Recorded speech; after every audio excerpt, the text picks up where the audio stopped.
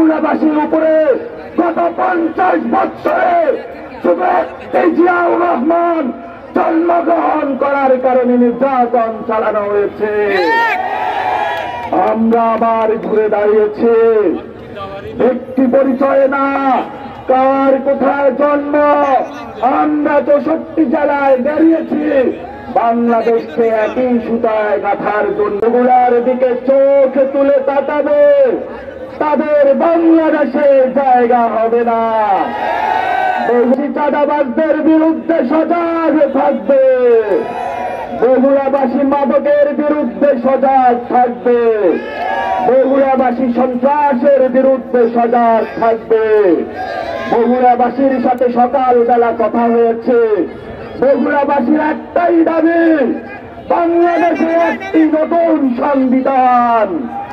কারণ 72-এর যে মুজিব সংবিধান রয়েছে, এই মুজিব সংবিধান দিয়ে বগুড়াবাসীর উপরে গত 50 বছরে শুধু একটি জিয়াউর রহমান জন্মগ্রহণ করার কারণে নির্যাতন চালানো হয়েছে।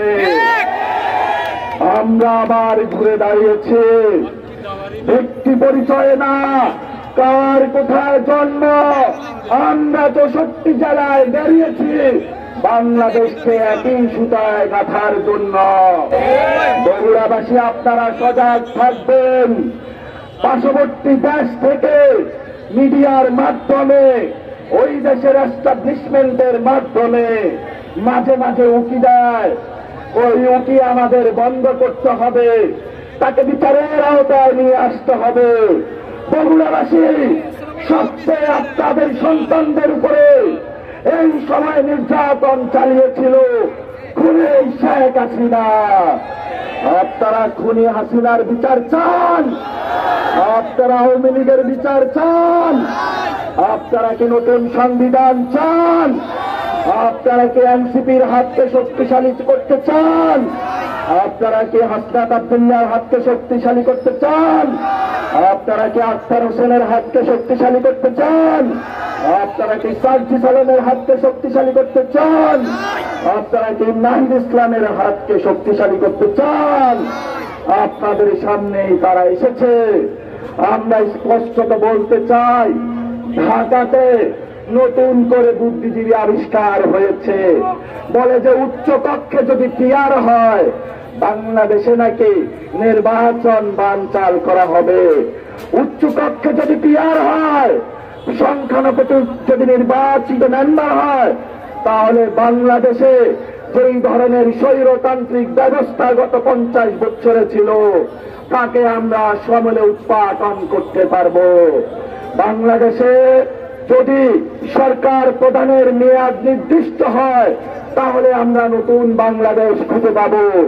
বাংলাদেশে যদি আমরা চাঁদাবাজি বন্ধ করতে পারি, সন্ত্রাস বন্ধ করতে পারি, তাহলে এই নতুন বাংলাদেশ পাব।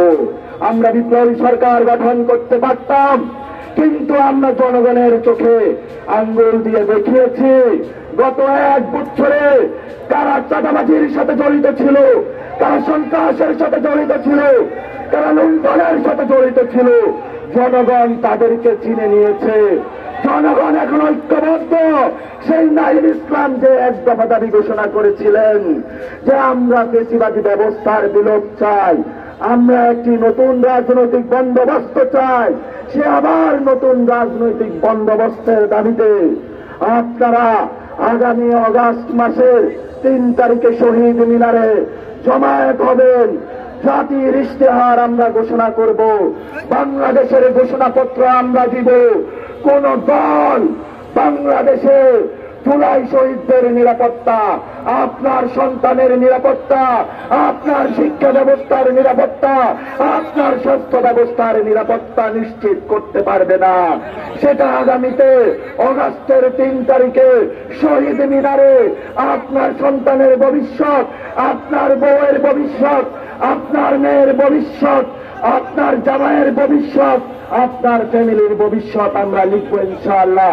সেই পদযাত্রায় আপনারা সামিল হবেন, আমাদের সাথে থাকবেন। বাংলাদেশ এগিয়ে যাবে। বগুড়া থেকে এনসিপির নতুন বাংলাদেশ গঠনের জয়যাত্রা শুরু হবে।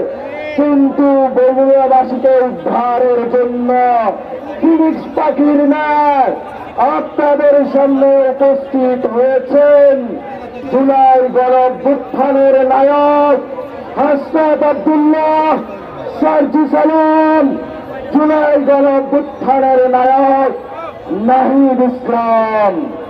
আপনাদের সামনে আর উপস্থিত হয়েছেন উত্তরবঙ্গের কৃতি সন্তান জাতীয় নাগরিক পার্টি এনসিপির সম্মানিত সদস্য সচিব আখতার হোসেন।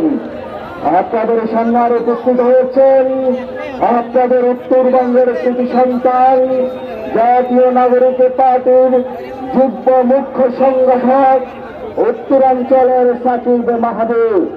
আপনাদের সামনে আরো উপস্থিত হয়েছেন বগুড়ার গর্ব আপনাদের কৃতি সন্তান আব্দুল্লাহ ভাইয়ের কাছে আমরা এসেছি, আপনাদের ঘরে এসেছি, আপনারা আমাদের ডাকে ডাক দিয়েছেন, আপনাদের ডাকে আমরা ছুটে এসেছি আপনাদের কাছে প্রতিদান করে। ইনশাআল্লাহ সাথে থাকবেন সবাই।